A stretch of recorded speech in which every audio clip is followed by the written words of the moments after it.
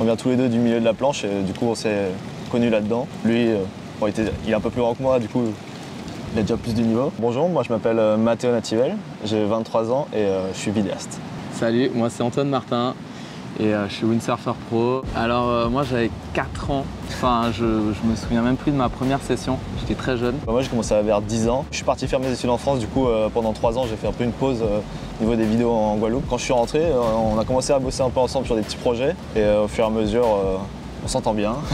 J'ai appris la vidéo en autodidacte, tout par moi-même, toujours dans le milieu de la voile, planche, tout ça. Puis ça fait des bons projets à faire. D'ailleurs, petite anecdote, il a travaillé dans le télécom et en gros, moi mon but c'était de le sortir de là et de le faire.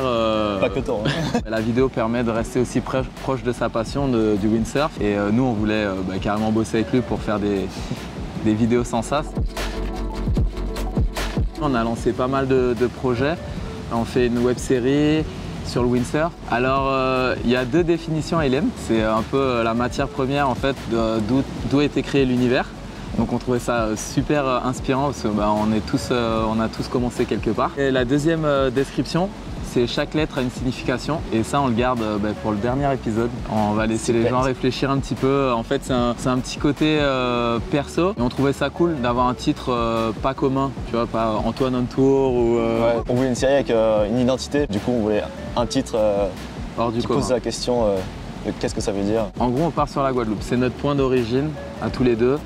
On y tenait, c'est vraiment une île extraordinaire pour le windsurf, pour les activités aussi sportives. Et c'est notre lieu de naissance. Donc on voulait vraiment commencer avec la Guada et ensuite s'étendre sur le monde. Donc c'est en fait commencer avec la Guadeloupe et conquérir le monde.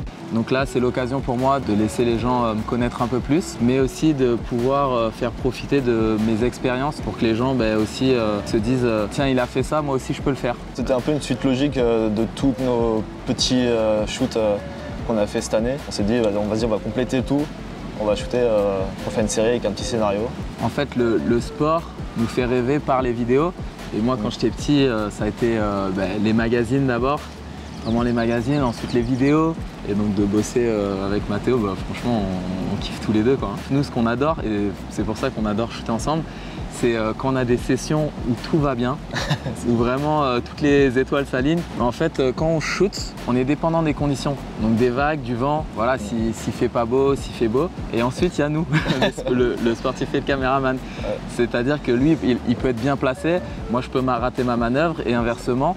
Donc en fait, il y a tous ces facteurs qui rentrent en jeu et pour rendre une image parfaite, il faut que tout s'aligne. Des fois, on peut shooter pendant 2, 3, 4 heures et on n'y arrive pas. Et quand ça marche, en 1 heure, une demi-heure, 1 heure… on a tout calé. On a tout calé, ouais. Image de drone, aquashoot, sur le bateau, tout ça. Ah. Quelques fois, il me passe dessus en planche.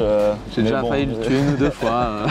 Je sais pas si on voit sur la caméra, mais voilà, il y a Matteo, je suis là et moi, en fait, le but, c'est d'essayer de passer au-dessus ou le plus près possible, selon les objectifs qu'il a de sa caméra. Et c'est vrai que moi, en fait, je calcule ça à l'instinct, mais ça peut arriver des fois de mal calculer le coup et d'atterrir un peu à côté ou sur lui. Donc il a un casque pour se protéger, mais c'est un peu les risques du métier. Après on me dit souvent aussi t'as pas peur des poissons, des requins, de ça. Je préfère pas y penser. Et je pense que t'as plus de risques avec moi que de te faire manger par un requin. Donc même quand il y a des grosses vagues, je sais comment les anticiper, comment va réagir le windsurfer sur la vague. Ouais. Donc je pense que ça aide pas mal. Puis je suis bon en natation aussi.